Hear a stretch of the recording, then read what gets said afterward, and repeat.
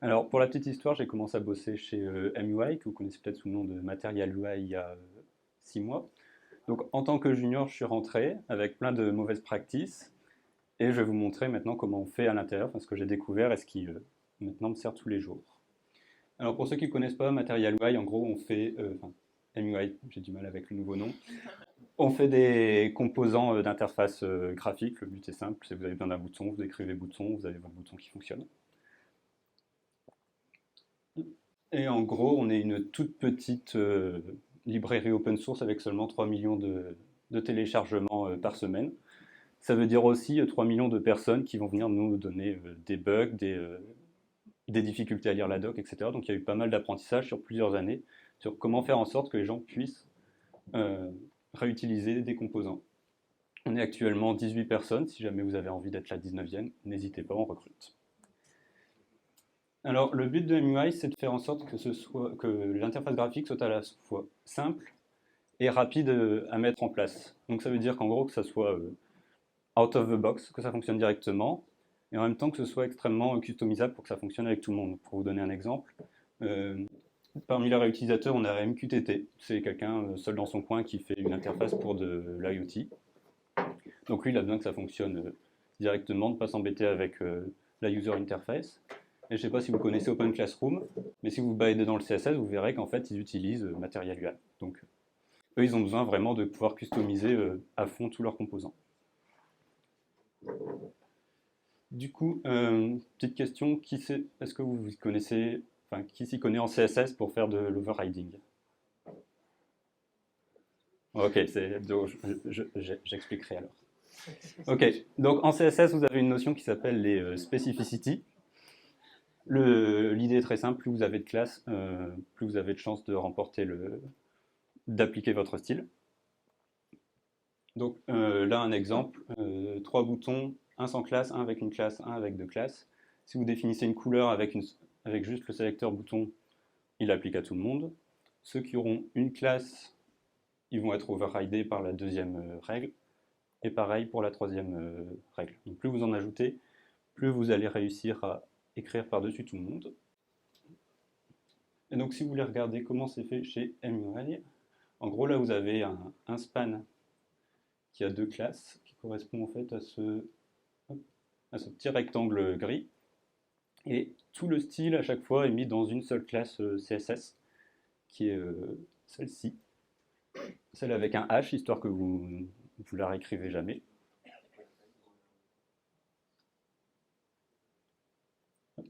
Voilà. Donc en fait vous avez ici le nom du composant, ce qu'on est en train de regarder, donc un track, et après vous avez la même chose mais avec un H. Et donc la technique habituelle pour pouvoir overrider tout ça,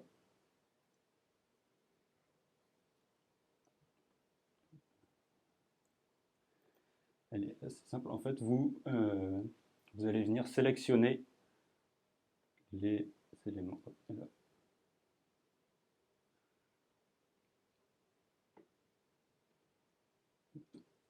Voilà, donc là, vous rajoutez une classe sur votre... Vous rajoutez une classe.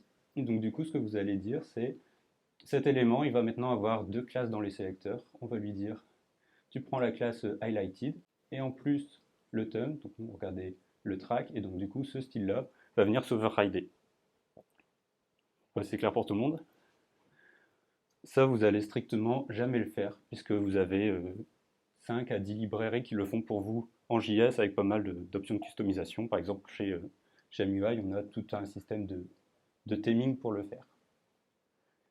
Il reste des trucs de customisation que vous ne pouvez pas faire comme ça. Par exemple, les boutons, vous appuyez dessus et ils fonctionnent. Si vous voulez qu'il ne fonctionne plus, il faut lui passer une prop qui va s'appeler disable par exemple, qui va faire en sorte qu'il ne fonctionne plus. Ça, c'était pour la partie classique, faire des boutons. Maintenant, je vais vous montrer ce que je fais à peu près tous les jours. Donc moi, je travaille sur un autre composant qu'on appelle la data grid. Donc c'est un composant assez simple, vous l'appelez data grid. Vous lui définissez des colonnes, des lignes, un état initial, et ça vous rend ceci.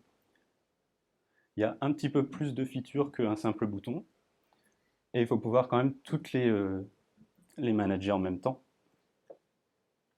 parce que vous avez que les props pour passer en entrée. Je vais vous montrer une issue qu'on va suivre pendant le reste de la présentation. C'était quelqu'un qui voulait, ici dans les filtres, donc dans ce qu'on appelle le filter panel, prendre le input colonne et trier les propositions par ordre alphabétique. C'est à la fois très précis, à la fois ça fait beaucoup de sens. Et la question c'est comment on peut faire une telle chose.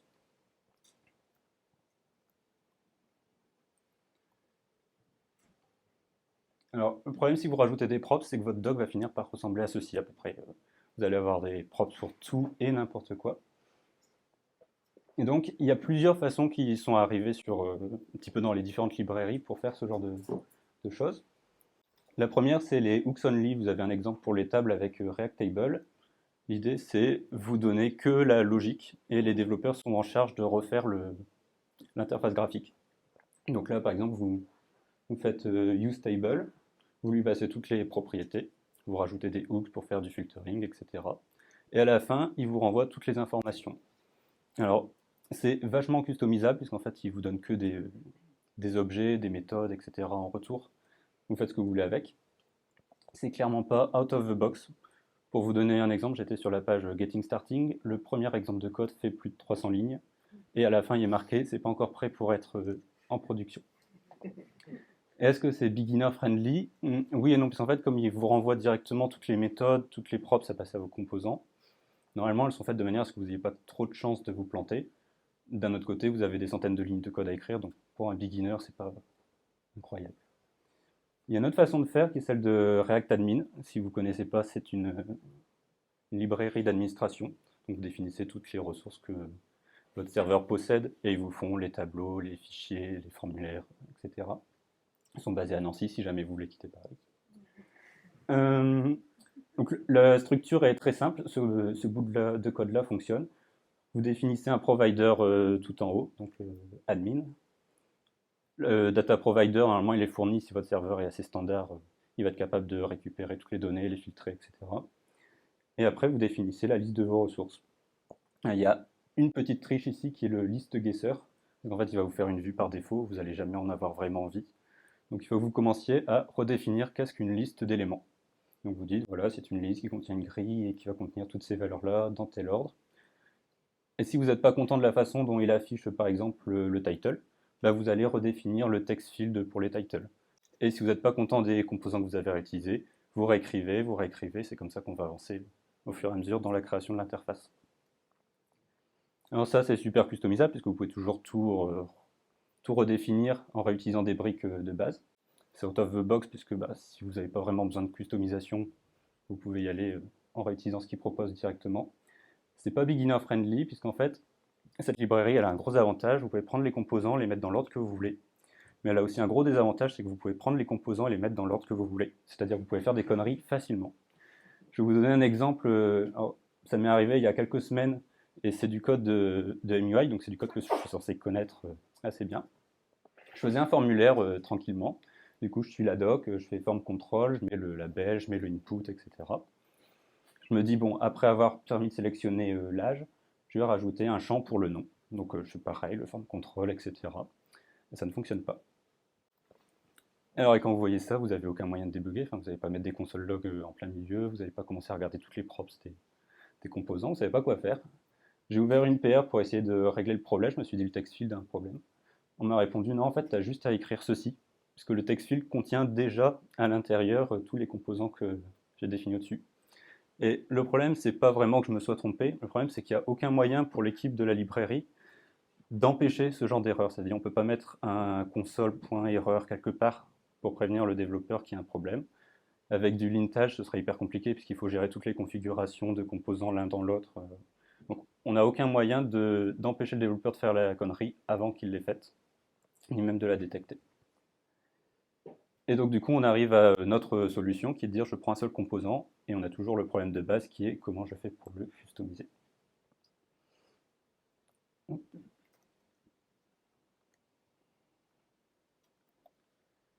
Donc, si on commence par quelque chose de plus simple qui n'est pas faisable avec du CSS, là par exemple vous avez une icône, donc en gros c'est du SVG. Le SVG, vous ne pouvez pas le contrôler avec du CSS.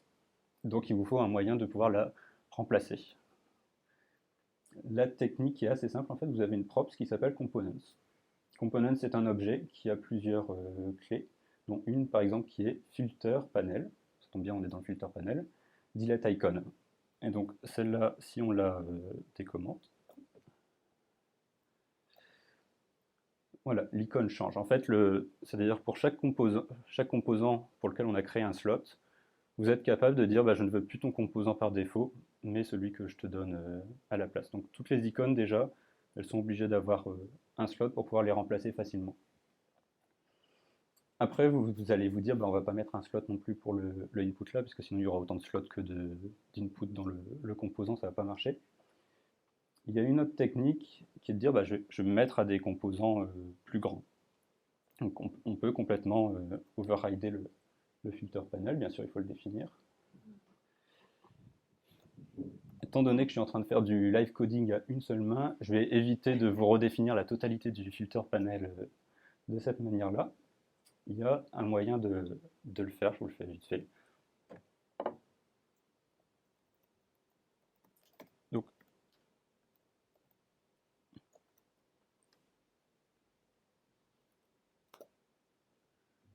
là, en fait, on réutilise, en fait, on fait comme ReactAdmin, mais avec des slots. C'est-à-dire que vous avez les composants de base qui sont à nouveau fournis. Et si vous voulez le... Là, c'est bien, puisqu'en fait, comme on a accès directement à notre composant, on peut lui rajouter des props. Par exemple, si je fais colon sort, je peux lui rajouter, il doit prendre quelque chose comme ASC. Et donc là, il va venir trier, oui c'est bon, c'est trier les éléments. Si vous avez fait pas mal de React, vous savez que c'est chiant en fait de passer votre temps à soit définir des wrappers, soit redéfinir vos composants juste pour leur passer des props. Donc il y a un peu de sucre syntaxique qui permet de faire ça, qui est là. Donc à chaque fois qu'on donne un slot, on va venir en même temps lui donner components et components props qui va vous permettre de venir insuffler directement des props à l'intérieur du slot. En gros, la philosophie, c'est que vous avez votre composant complexe et vous vous dites, cette partie-là du composant, à mon avis, à un moment donné, quelqu'un va vouloir la modifier. Donc, vous autorisez de mettre quelque chose de complètement différent, comme ça il va complètement overrider la logique. Et s'il y a des choses qui sont habituelles, donc là par exemple, trier des menus items, vous allez rajouter une props et permettre d'injecter la props dans le composant de défaut qui est proposé de base. Et avec ça, normalement, vous réussissez à voir à peu près tous les cas de figure, voire même plus que ce que vous aviez imaginé. Par exemple, les lignes de ce composant ont un slot, qu'on s'est dit, bon, sans doute personne ne va s'en servir. On l'a modifié, 2 semaines après, on avait une issue, il y avait des gens qui s'étaient dit, ben, la ligne de la data grid, je l'override, je mets un React drag and drop autour, je la remets dans le slot, et du coup, je suis capable de draguer des lignes d'un composant à un autre. Donc voilà, c'est un peu l'avantage de faire de l'open source, c'est que les gens font à peu près tout et n'importe quoi avec vos composants. Donc c'est pour montrer à quel point c'est puissant de proposer des slots à vos utilisateurs. S'il y avait quelque chose pour vous à retenir ce soir, en fonction de si vous êtes un réutilisateur de librairie ou si vous donnez des design systems à vos équipes, moi la question à vous poser c'est, est-ce que ce qui est le plus important, c'est la logique? Et c'est vraiment que la logique qui est compliquée et que refaire les composants, ça pose de soucis à personne, bah allez-y, créez juste des librairies de hooks, c'est génial. Si votre logique, elle concerne une application entière, ce qui était le cas de ReactAdmin, en fait, c'est un site entier que vous construisez dans le but de faire une interface d'administration. Là, il n'y a pas de choix, vous êtes obligé de faire des composants de base qui vont interagir entre eux. Et enfin, le cas le plus classique, c'est je fais un design system et j'ai envie de donner des composants qui sont un peu plus complexes que des boutons, mais qui vont devoir s'intégrer un petit peu n'importe où dans le site. Ben là, le plus simple de notre point de vue, en tout cas la dernière méthode sur laquelle on est arrivé, c'est ça, c'est proposer des slots pour overrider des sous-parties de vos composants complexes. Jouer avec des Lego, découper vos éléments en plus petites briques. C'est tout pour moi.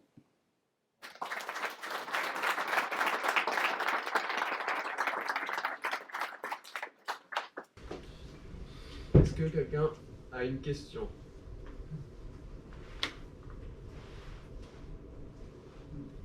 Est-ce que quelqu'un a deux questions? Maurice, qu'on a une question. J'ai une question pour toi. Est-ce que justement en donnant toute cette flexibilité, est-ce que tu n'as pas peur d'autoriser trop de choses aux utilisateurs et qu'à un moment tu puisses pas changer tes composants de futur? C'est vrai que c'est un souci. Enfin, tu as toutes les notions du coup de version. Donc là, on prépare la V6, donc on a tout un stock sur une année de choses qu'on veut modifier. En fait, pas tant que ça, puisqu'on t'as pas grand-chose qui passe par les props. Tu as vraiment juste les customisations de base pour le sous-composant. Donc comme ça touche que le sous-composant, bah, c'est tout. Tu rajouteras une prop si tu veux rajouter une modification. Et après, les interactions plus complexes, elles se gèrent avec une API dans le cas de ce composant-là. Et pour des composants un petit peu plus simples, par exemple des date pickers, qui sont plutôt intermédiaires entre le bouton et la data grid, qui est vraiment un cas extrême.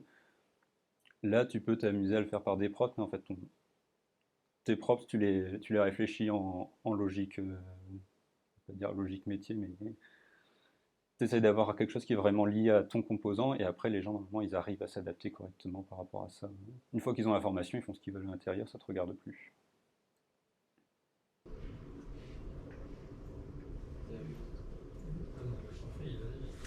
Bon, j'ai deux questions. Essayez de parler juste un peu fort pour que tout le monde entende. Ouais, du coup, j'ai deux questions. Ma première, c'est concernant le state. Généralement, en fait, pour qu'il y ait de la résolution de state entre le fait, par exemple, j'ai mon toggle, je l'ai sur mon API, je change mon state sur mon API, et vous, de votre côté, vous avez de la résolution de state en interne au niveau du composant. Je sais pas si j'étais clair. C'est-à-dire en fonction des sous-composants qui ont été que tu as overridé. Disable, de votre côté, je pense qu'il est par défaut à false. Ouais. Si l'utilisateur le met à true. C'est un problème qui arrive souvent, par exemple, les gens override une cellule de la table.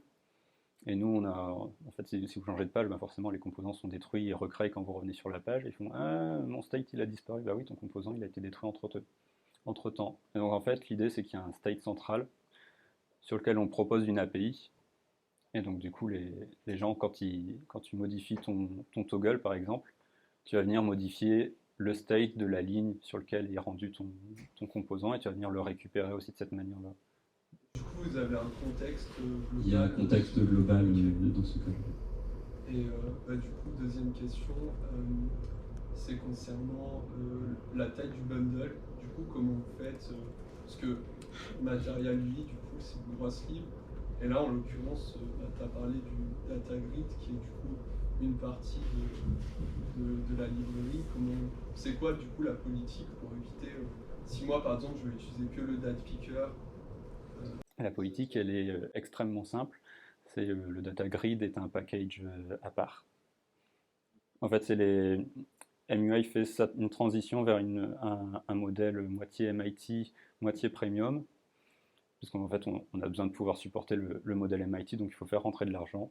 Donc l'idée, c'est on propose une data grid en MIT avec à peu près toutes les features dont vous pouvez avoir besoin. Et donc ça, c'est un package complètement à part. Et après, tu as d'autres packages qui vont venir rajouter des features au fur et à mesure, mais donc du coup, tout est vraiment complètement séparé.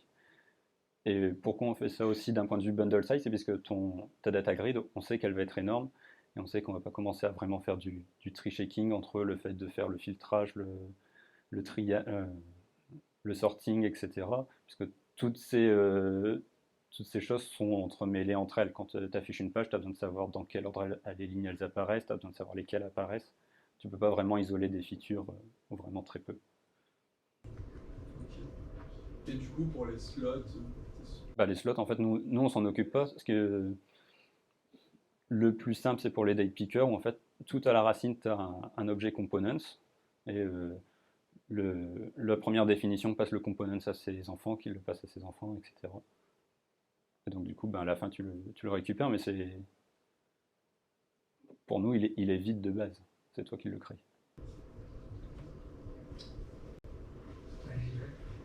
En parlant fort, petite question, comment vous faites pour découvrir ces usages originaux et éventuellement pour les couvrir par la suite, les tester ou voire décider que vous n'allez plus les supporter? Alors, comment on fait pour découvrir les usages originaux? C'est assez simple. On a 5 à 10 issues qui sont ouvertes tous les jours. La communauté est géniale puisque c'était ma grosse crainte, mais en fait, les gens prennent le temps d'écrire leur code sandbox, d'expliquer leur contexte.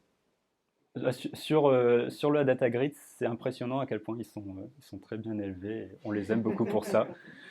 Et du coup, par exemple, pour l'histoire d'Hero, comment on l'a découvert? C'est assez simple. On a proposé de réordonner les lignes. Et j'ai un collègue qui me fait il n'y a pas besoin d'enlever les event listeners. De toute façon, si on ne met pas draggable sur le composant, ils ne vont jamais être écoutés. Et ça va pas raté. 2 jours plus tard, quelqu'un qui le fait, je l'ai wrappé dans un drag and drop. Ça faisait 2 mois qu'il l'avait fait, donc on n'était pas au courant. Et là, ça a planté, donc forcément, en une semaine, on a réglé le problème. Et c'est comme ça que tu sais ce que les gens font avec. Merci. Et vous couvrez ça avec des tests derrière pour savoir. Du coup, dans ce cas-là, oui, à chaque fois que tu as une issue avec un bug, tu rajoutes le test du bug. Très clair, merci. Ouais. Est-ce que tu as déjà eu une issue ou un truc comme ça où quelqu'un te disait tiens, j'ai fait ça et ça marchait pas et tu as juste eu envie de lui dire non, c'est complètement con ce que tu fais?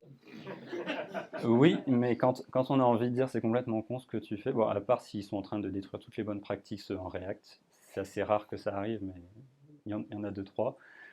Dans ce cas-là, en fait, ce qu'on se dit, c'est que s'ils n'y arrivent pas, c'est qu'ils ne comprennent pas ce qui se passe à l'intérieur. S'ils ne comprennent pas ce qui se passe à l'intérieur, c'est que la doc est mal écrite. Et donc, du coup, on met un label doc, et il y a quelqu'un qui va être obligé de soit mettre un exemple en plus dans la doc pour que les gens sachent que faire, parce que s'il y en a un qui le demande, il y en aura d'autres. Et sinon, il faut mieux expliquer ou rajouter des messages d'erreur. Des fois, j'ai des gens qui me font sur le date picker, tu dois mettre la date. Et il y en a qui se plaignent qu'on ne rajoute pas les slash au bon endroit, mais leur input format fait que le nombre de chiffres varie en fonction de si c'est le 1er janvier ou si c'est le 31 décembre.